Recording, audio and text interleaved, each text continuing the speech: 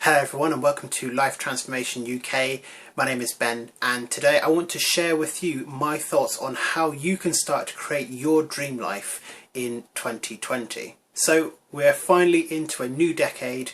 2019 is finished, we're into 2020, and you might be starting to ask yourself what it is that you want to achieve, not just in the next year but in the next decade as well. How is it that you are going to contribute towards creating your ideal life? And in this video I just want to share with you 6 steps for how you can start to create your dream life today, and hopefully this will help you to work towards and achieve creating whatever your dream life is within the next decade. So the first thing that I would invite you to do is just actually accept that it is possible for you to achieve your dream life. Now, how do I know this? Because people do it every single day. You don't have to look too far on places like YouTube or Instagram or Twitter to find people who are living the life that they have always dreamed about, whether that is traveling the world or working in a particular business sector, or even if it is just settling down and having a family. There are people everywhere who are living their best possible life. So the first step is to actually accept that it is possible. And once you've accepted that something is possible, then you can start to accept that something is possible for you. If other people can do something, then you can do it as well. Or at least that's the general logic behind it. Of course, it doesn't mean that it's a guarantee that you will achieve your ultimate goal. There are 0 guarantees in life. It all comes down to how hard you work, but even that can sometimes be swayed by circumstance. But we live in a world where anything is possible, so if other people have done it, then it stands to reason that it would be possible for you to achieve the same goal as well. Now, the next step is going to be to actually accept responsibility for your role in creating that future. Because all of us, in some way or another, have created the life that we have right now. One of the hardest things for me to do when I was going through therapy was to actually accept the role that I played in my life in creating these situations and circumstances that I had found myself in. Take, for example, I didn't feel that I had a lot of social connections, and I was obviously angry because I thought that it was the world and society that was treating me badly. But in reality, I didn't have a great social circle because I didn't make an effort to go out and meet people. I didn't make an effort to maintain connections. And once I realised that it's not always all society's fault, and that I could actually take control of the situation, that I could actually work towards building those connections myself, things just got a lot easier. So you have to accept the role that you actually play in creating the results in your life. Now, this isn't to say that you can control everything. There are certain things that are absolutely outside of our control. Things like world events, political elections, random freak weather events. These things happen, and they happen quite often. So in those situations, it's less about whether or not you can control them and more about controlling your own responses and reactions to those situations and circumstances.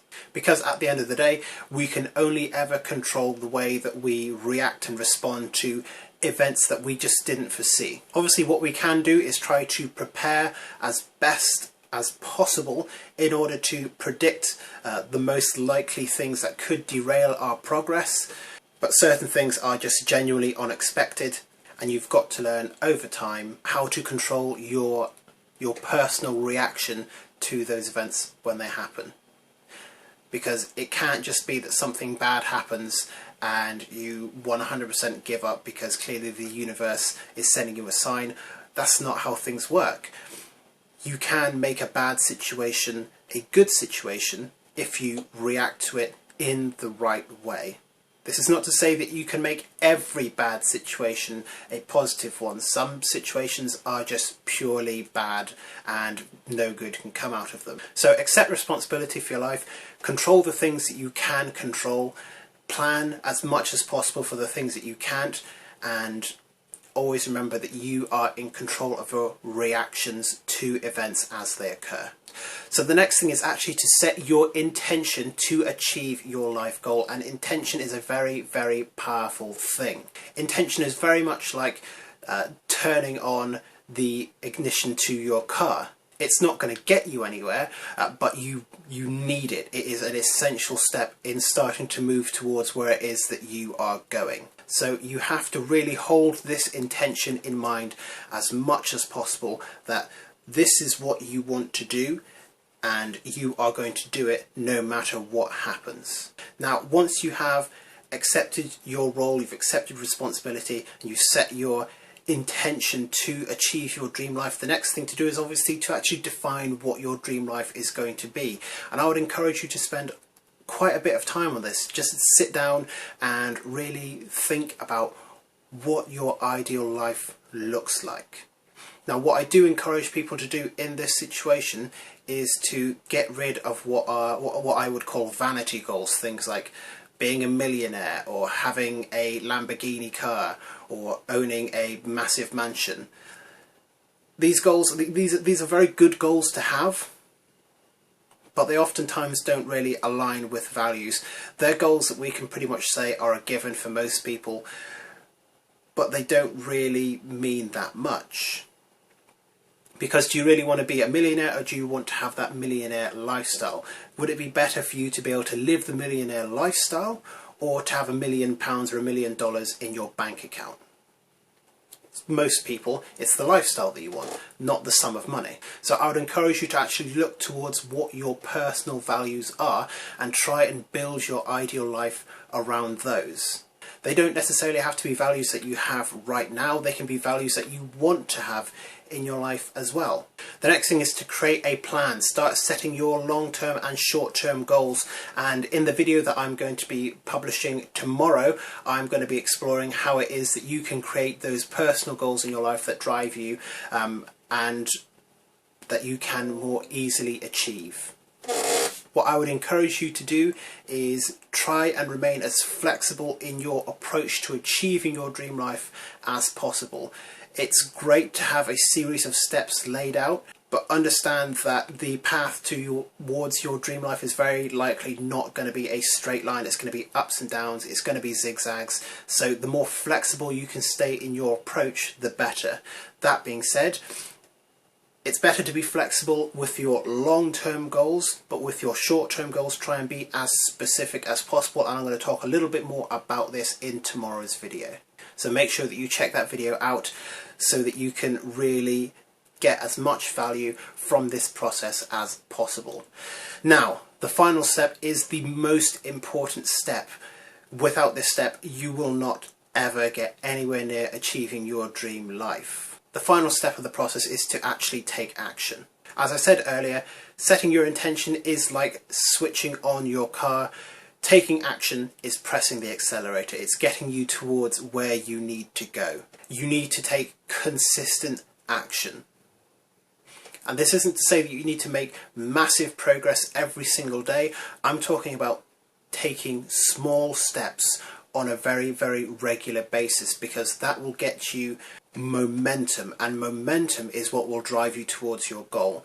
At first, it's going to be a massive uphill battle, but if you can get over that initial startup energy, then momentum is going to start to take you the rest of the way.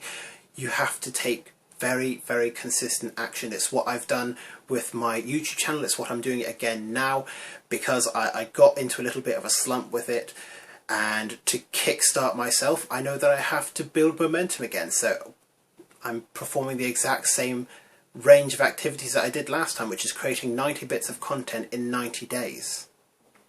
And I know that at the end of that, I'll have enough momentum to push me through to the next year, 5 years from now, even to the end of the decade. So I'd encourage you to straight away start taking action. As I said, they don't have to be big steps. Even just a tiny step in the right direction is moving you in the right direction. Don't be fooled by all these self-help gurus saying that you need to take massive action and massive action is the key.